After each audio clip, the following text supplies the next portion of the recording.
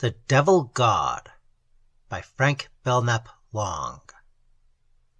Part 1.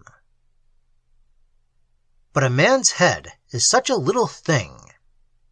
Mpatanasi smiled and stroked his brittle yellow beard. His daughter sat in the corner and scowled. She was silent through sheer indignation. Mu-senyui, I did not ask for philosophy. A man's head is his own, and who am I to rob a man of his property? Still, were I certain... But I assure you that the wretch abuses his head frightfully. He has little use for it, and when you consider that it is a king's head that he abuses, Mpatanasi, who is a just man, may well consider. Mpatanasi blew circles of yellow smoke into the thin air, screwed up his lips, and studied the disintegrating rafters above him. A squalid procession of bluish bat-ticks wound in and out over a balcony of lianas. Mpatanasi was a tall, lean man with the malachite sky in his eyes and the sun in his hair. His lips were monstrous, and they seemed to overlap his face, and his ears were distended by wooden plugs. He was naked to the waist, but he wore a straw hat and a flaming red 4-in-hand, which did not become him. He sat by the open door and puffed on a ridiculous pipe and blinked at Mu-senyui. I shouldn't feel justified in asking for a king's head, he said, and made a grimace. His daughter beat a horrified and irrelevant tattoo upon the soles of her burnished feet. Mu-senyui was reprehensibly and gloriously drunk. He fell into a reverie, and later upon the floor. The frown on his face grew in volume. It would never do, of course, to deliberately antagonize Mpatanasi. Mpatanasi entertained men with magnificent jests and well-turned figures of speech, and sent them away with their heads under their arms. Was not Mpatanasi emissary of the forest god, and did he not hold in his shriveled black hands the key to a dozen enigmas? Even the king feared Mpatanasi, and it was because of a king's fear that Mu-senyui had dared to suggest. Oh, the days and nights that poor tired Mu-senyui had schemed under the shadow of blasphemy, with his soul knee-deep in sin, and with his eyes turned nervously toward the forest. For Mpatanasi was master of the forest, and as Mu-senyui was a man of taste, he did not care to face what the forest concealed. But Mu-senyui, because of the greatness of his love, comforted himself with a truism. It is better, he reflected, to kiss the full, indescribable lips of Mpatanasi's daughter than to face the forest devil. It is more comfortable, but if necessary, I shall face the god. A woman is worth many monsters. It is difficult to forgive Mu-senyui for reasoning so platitudinously, but Mpatanasi's daughter had addled his wits. Mpatanasi took the pipe out of his mouth and knocked out a thimbleful of bluish ashes. I should hardly feel justified in demanding a king's head. But are you sure that he abuses his head? Mu-senyui was sure of it. Only this morning, drawled Mu-senyui, with an amazing note of triumph in his voice, only this morning he made little poems out of his head and sang them to the women. The poems were treasonous. Mpatanasi sat up very stiff and straight and asked Mu-senyui what sort of poems were not treasonous. Do you think, he said, that any man in his right mind would make silly little rhymes on pieces of blank paper? I do not care who or what the man is. If he sits about and reads, his days and nights will be filled with woe. The torture of the 67 stripes would be a most excellent remedy. I wonder. But Mpatanasi would not torture a king. That is true. Mpatanasi has not fallen so low. There is but one way to bring him to reason. We must have his head. Mpatanasi has said it. Not yet, but call in the chanters, and I shall pronounce a doom. Mu-senyui, smiling broadly, backed to the door and disappeared. The daughter of Mapatanasi concealed her face with their hands, and no one saw the hideous breadth of her grin. Mapatanasi walked out into the cool of the morning and stretched his long, scraggy arms toward the summer sky.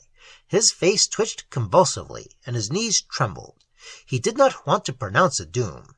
He was a man of peace, and he loved quiet and the soothing sounds of the forest. The tireless drone of millions of jade-green insects, the swish, swish, swish of the great aloe palms as they swayed in the wind against the white, agitated dawn, and the shrill screams of naked children baking and blistering in the sun.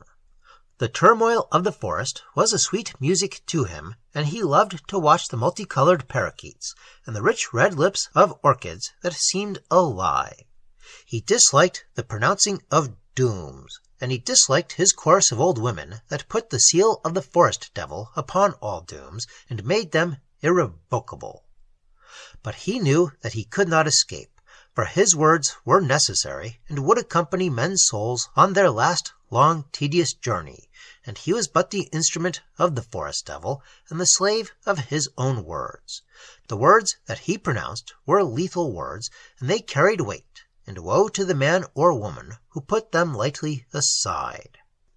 As Mapatanasi stood in the clearing in front of his small round dwelling and watched the half-nude, swaying procession of black forest women advance leeringly and mockingly from between the bifurcated boles of incredibly ancient trees, he lost all sense of immediate time and place. The universe existed for him no longer. He became a divine machine, a pronouncer of dooms, an emissary of the forest god. His eyes glazed, and his lean, black body grew rigid. He ran his hands rapidly through his hair and spat on the ground. The procession of women swayed hideously in the sunlight and came dancing toward him over the damp ground. They were the queen's own retinue, and they had been painted and bedecked for the occasion. Their arms and legs were tattooed. White and blue rings encircled their wrists and ankles, and their breasts were covered by monstrous smudges of bluish paint. Their eyebrows had been shaved, and their lips were cracked and swollen, and a few wore plugs through their lips. One played upon a cracked violin, and several of the blackest and most ghastly made music of cymbal and bassoon. They danced and shouted and screamed, and twisted themselves into devious shapes, and struck each other violently with long thongs made of rubber and flax. They were a jolly crew, but Mapatanasi was deep in religious contemplation, and saw them only as instruments. Or perhaps he did not see them at all. They formed a circle about him, and began to gibber meaninglessly, but Mu-senyui, who stood at a distance, turned away with white lips. "But supposing you are responsible?" Mu-senyui saw the daughter of Mapatanasi standing before him, her thin lips writhing back gloriously from her white teeth.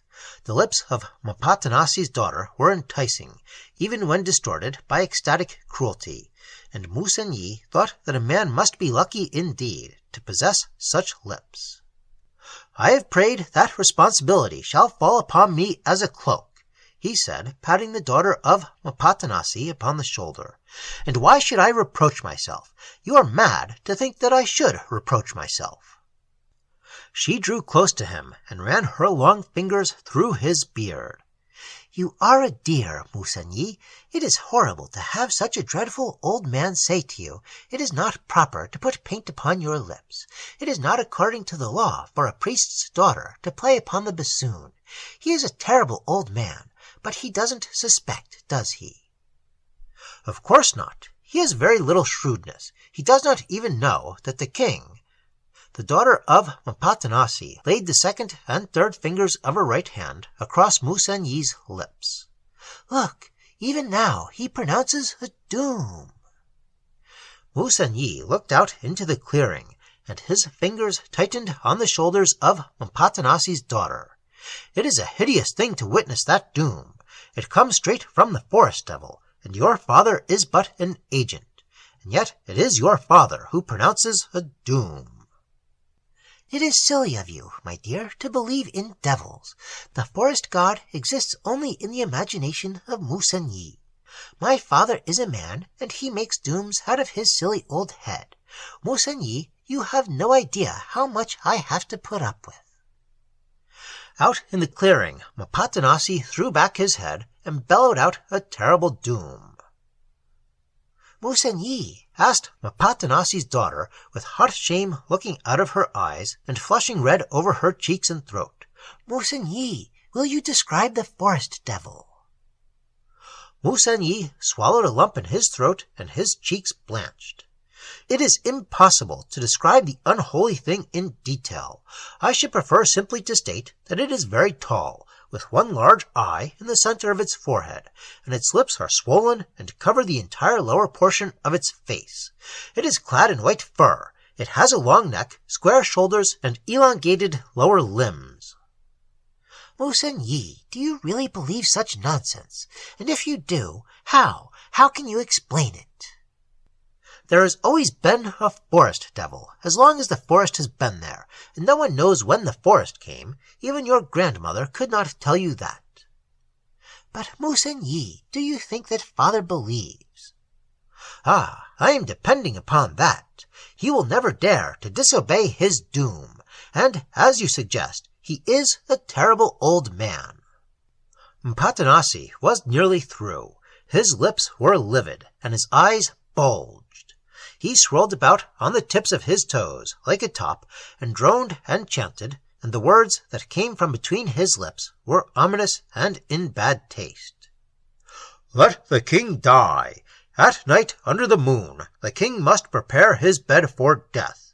Let the king lie upon a mat of straw, and let him take his life with the sharp blade, a very sharp blade. Let the knife be sharp, for it must glisten in the moon, and the king must die. The forest devil is kind, the forest devil is generous, and he asks that the king die splendidly, in a manner befitting a king. Let the king offer no complaint, for it is good to die.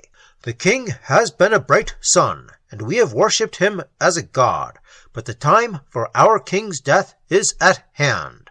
And what is glory but a pinch of dust in the nostrils? What is reverence and what is tribute? The reverence that we pay to a king is but as a drop of water glistening on wet leaves under the sun. The sun takes away the moisture from the leaves, as we withdraw our reverence from the king.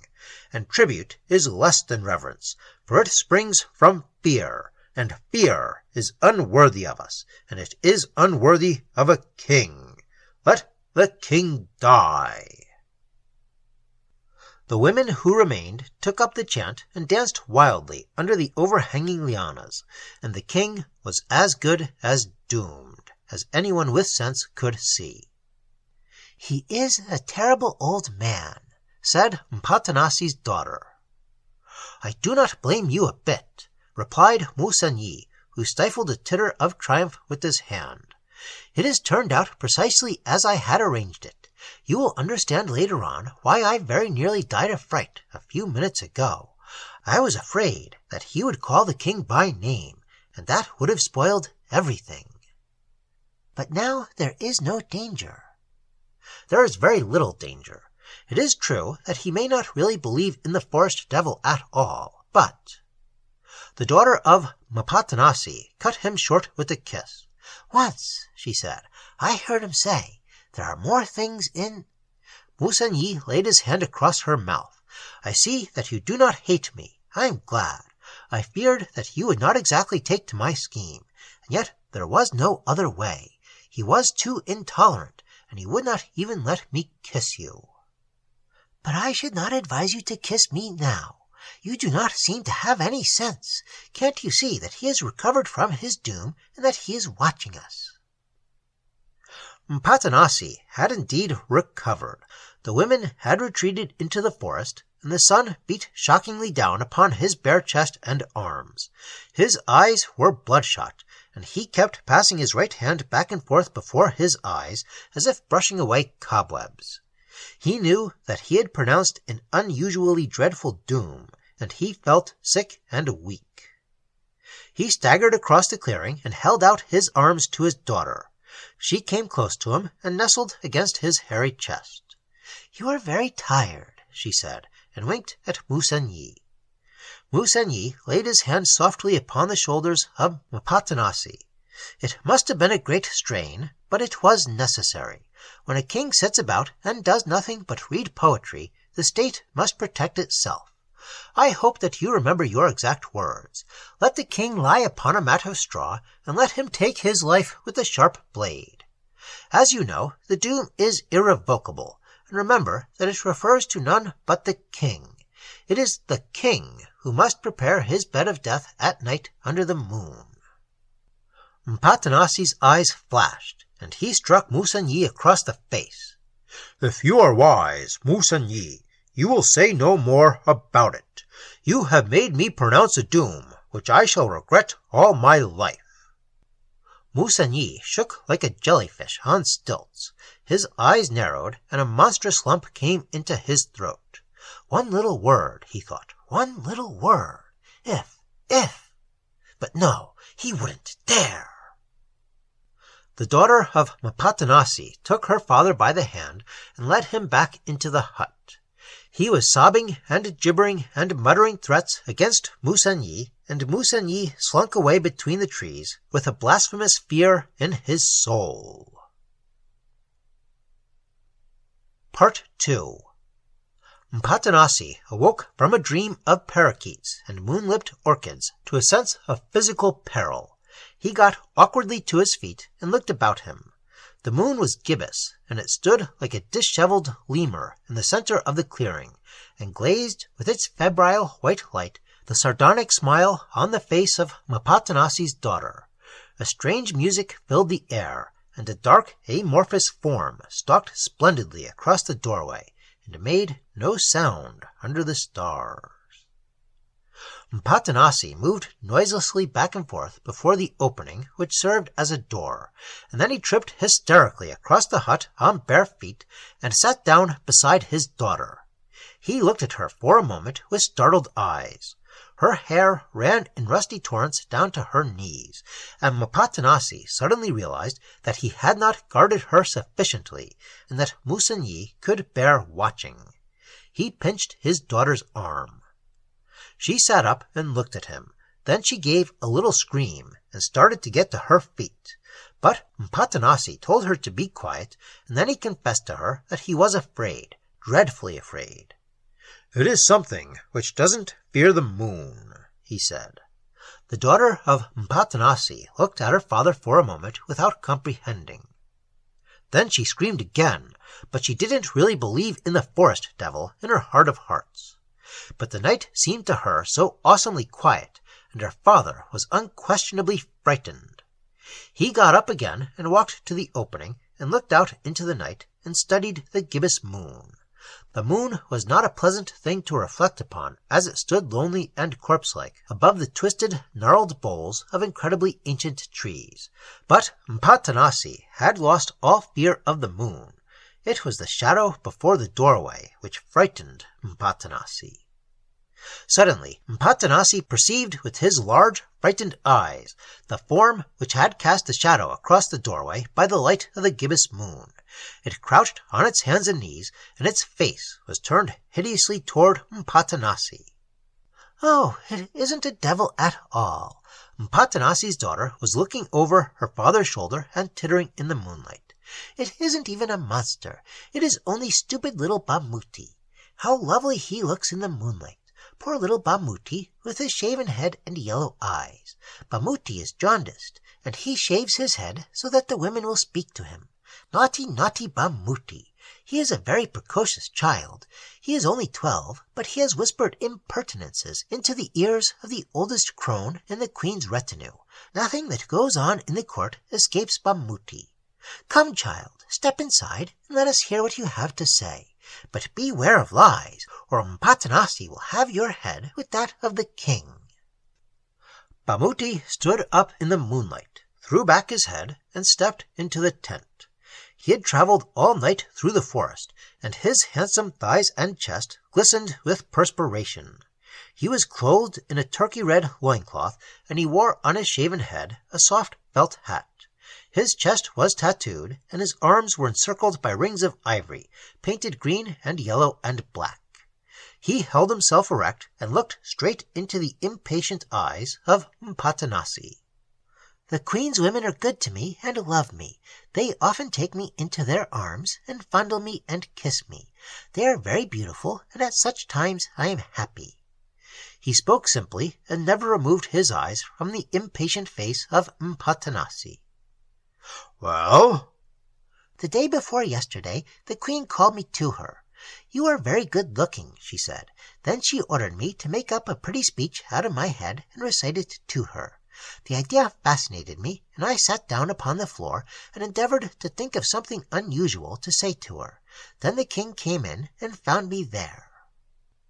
"And of course you were punished." "I should have been, but you see I am very impulsive. The king seemed so utterly despicable. As you know, it is a really insignificant man, and ugly. He didn't even have the heart to be angry, and I pitied the queen. When a man does not even consider a woman worth fighting for. Well, I decided that the king was unworthy, and so I killed him. There was really very little choice in the matter. I pitied the queen, and when you catch the knife between the first and second ribs, there is scarcely any pain. He died beautifully. I held the long knife in my hand and fingered the blade, which was as smooth and fine and valiant a blade as any king could have decently hoped for. It was a splendid look which came into the king's eyes when he died, and I think that he was grateful. You do not know what a dreadful burden a king must bear, but you will. For 3 days now you have been king. Everyone knew it but you, but we did not dare to tell you. Mu-senyui pitied you. He came to me tonight with tears in his eyes. He must be told, he said. He didn't have the heart to tell you himself, so he sent me." Mpatanasi was silent, for he was an old man and slow-witted, and he did not at first comprehend the monstrous villainy of Mu-senyui. When Mpatanasi understood, he went out into the clearing and pounded with his bare fists upon his chest and arms. Then he sat down upon the ground and tittered idiotically. His daughter came lazily through the door and comforted him with sneers. She stood above him, poised on her beautiful toes, and wrapped herself nonchalantly in shadows. Then she darted away between the boles of trees that seemed to mock and leer and writhe upward with volatile contortions. The trunks appeared to trucidate each other, and dark amorphous branches descended from above and swayed in the moonlight, and gradually assumed the appearance of arms and legs, the arms and legs of amazingly ancient men, and each arm and each leg seemed to terminate in a bulbous knot, and long streamers of reddish moss depended from them and flapped in the wind. The spaces between the trees were tapestried with shadowy thickets, and at the base of the trees bluish fungi bloated in the moonlight and filled the air with a noisome stench. Here and there an orchid extended its lurid red lips and offered up a hideous libation to the spirit of the ancient forest. As Mpatanasi crouched in misery and sobbed and gibbered, a million burning eyes watched him from behind gloomy thickets, and envied him the protection of the moonlight and the quiet desolation of the clearing. Mpatanasi was a poet and easily impressed, albeit he pretended to despise poetry, and the sentiency of the forest filled him with an irrational fear. He had known moments of skepticism when he had doubted the existence of the forest devil, but now he could no longer doubt. And then he thought of the treachery of his daughter and the diabolic machinations of Mu-senyui, and his torment and anguish grew into a fever which flushed his face and darkened his eyes and dried up his tongue. But he was conscious that he had pronounced a doom, a miserable and disgraceful and maddening doom, and the forest devil would require a victim, and he had pronounced the doom against the king, and he himself was king. He repeated it over and over again to himself. "I am king! I am king! I am king!" and the words seemed to echo and re-echo through every chamber of his brain, and he fancied that his blood took up the weird refrain and shouted it out through the tips of his fingers to the maimed and grotesque and revolting spirit shapes that hovered mincingly about him and required and demanded the fulfillment of a doom. "But I don't really believe in the forest devil." He spoke aloud, and his voice sounded weak and strange and far away. He went back to the hut and looked at his daughter sadly out of tired, bloodshot eyes. Then he made up a little bundle and selected a tall, hard staff. He walked over and patted his daughter upon the head. "I must go away," he said. "Perhaps if I travel fast, I can escape the doom. It has been done, you know, and the forest devil isn't really my enemy, and I'm not sure that he exists, but it is safer to travel." His daughter bit her lips and glared. Then she kissed him upon the cheek and took his head between her hands and smiled into his tired eyes. "I do not blame you at all for wishing to save your head," she said. But when Mpatanasi had turned his back upon her and had gone out through the narrow way into the weird early dawn, she stamped violently upon the floor and tore out her hair in handfuls. All next day Mpatanasi traveled. At night, with nervous limbs and dim eyes, he sat down under a huge reddish palm. The darkness closed in upon him, and he could feel it passing over his head and streaming past his ears. He felt that the darkness was solid, substantial, and that he could reach out and seize great handfuls of it. He breathed with difficulty, and he fancied that the palm above his head was breathing in unison with him. Once he imagined that the plant had laughed. He got together a few sticks and made an insignificant fire. He sat with bowed head in the wretched light, moving his fingers over the fire to warm them, and casting frightened glances into the dark forest recesses before him and at the swaying palm above his head. He toppled on his side and lay with one arm extended, the fingers of his right hand touching the glowing embers. He awoke with a shriek and sat up. The forest was moving. Everything was moving. The trees, the mosses beneath him, the gigantic spreading lianas, the interlacing creepers, moving to a dreadful and unsuspecting rhythm. A drumming and a droning, remote, uncanny, titanic, struck upon his ears, and unfathomable abysses seemed to open out before him. He had a momentary sensation of falling through unreverberate space, and then he was lifted up and left with legs dangling in mid-air. He was lifted up between the trees, which closed in upon him, and then retreated, and at one moment he expected to be crushed to death, and at the next he found himself alone in the center of a great pit made by the regrouping of the trees yards and yards from him. Then the trees and vegetation about him began to glow with a fierce and shocking red light. The trees seemed afire, and red light streamed in rivers from their branches. He found himself suspended in a flaming forest, and at his feet little forest streamlets ran with a soft, welcoming murmur. He kicked out with his arms and legs, and then he began to feel the heat, and to suffer from the ascending spirals of smoke, and he longed for the soft touch of his daughter, and her cool, comforting words. Then he saw it. Terribly through the forest aisle it came, its huge, bat-like head thrust forward, and its small eyes glittering with unspeakable malice. Straight toward Mpatanasi it came, and its great, loathsome body swayed in the night wind, and its fur turned crimson in the glare of the burning trees. It was a caricature of evil, such as Aubrey Beardsley could not have conceived. It would have been beyond the imagination of Rops, or of John Martin, or of Goya.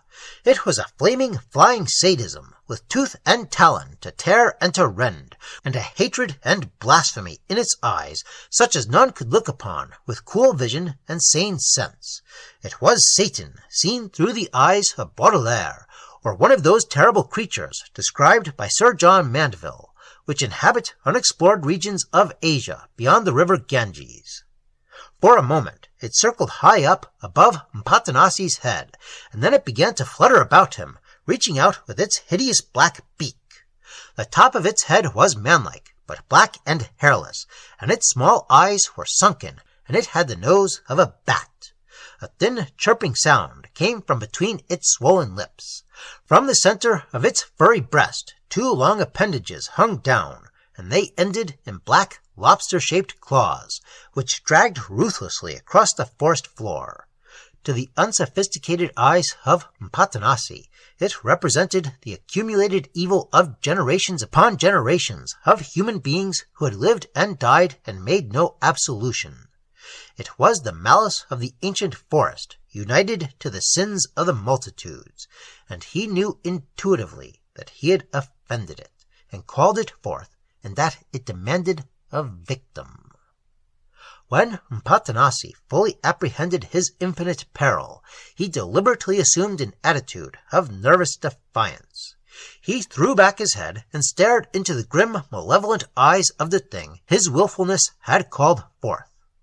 For a moment the creature hesitated, and the flames from above and below enveloped it, and passed over it and through it.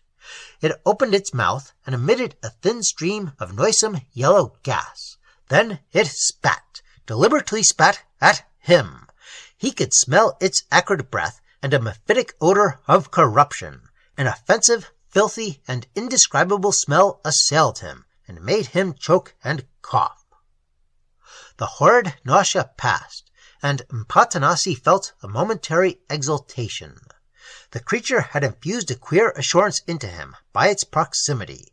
It was wrapped now in a ball of red and blue flame, and it chirped loudly as it backed away. It commenced circling about again. The trees were closing up, shutting it off. It descended suddenly to within 3 yards of Mpatanasi, and its dragging talons stiffened and shot upward, and seized Mpatanasi about the arm. The flames expired. Mpatanasi's arm was twisted violently, and then literally torn off. A stream of blood gushed from a cavern of ragged and crimsoned walls, a cavern of mutilated tissue that flared horribly where Mpatanasi's elbow should have been, and spattered Mpatanasi's wet torso and perspiring thighs. Mpatanasi felt himself falling through space. He closed his eyes and endeavored to quell the unnatural fear in his poor, tired brain. Part 3. Mu-senyui waited under the aloe palms. He squatted on his knees and fumbled nervously with a covered object which lay beside him on the ground. The object was the size of a large melon, and it was concealed beneath several layers of yellow leaves. Mu-senyui seemed eminently proud to possess the object, and yet he displayed an admirable reticence and tact in his handling of it. Mu-senyui waited under the aloe palms for Mpatanasi's daughter. She came to him over the cool, wet sward with gilded eyebrows and painted lips, and ivory plugs in her nose and ears. She came singing, and she smiled gloriously when she beheld patient, tolerant Mu-senyui with the covered object beside him on the ground. She came up to him and kissed him on the lips and ran her nimble fingers through his curly hair. "Dear, dear Mu-senyui," she said. Mu-senyui regarded her cynically. "It is very unfortunate," he observed. "Your father might have arranged a more convenient and less sensational demise. Why did he not stay and have it out with the forest devil?" The daughter of Mpatanasi knelt and took the covered object into her hands. Slowly she unwound the yellow leaves. She was exceedingly happy, and she beamed upon kind, tired Mu-senyui.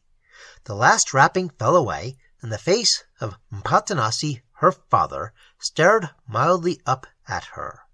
His lips were parted, and the kindness and nobility of his spirit glittered in his eyes. His face was chastened, ascetic, at peace with man. He bestowed a generous benediction upon Mu-senyui and his painted daughter.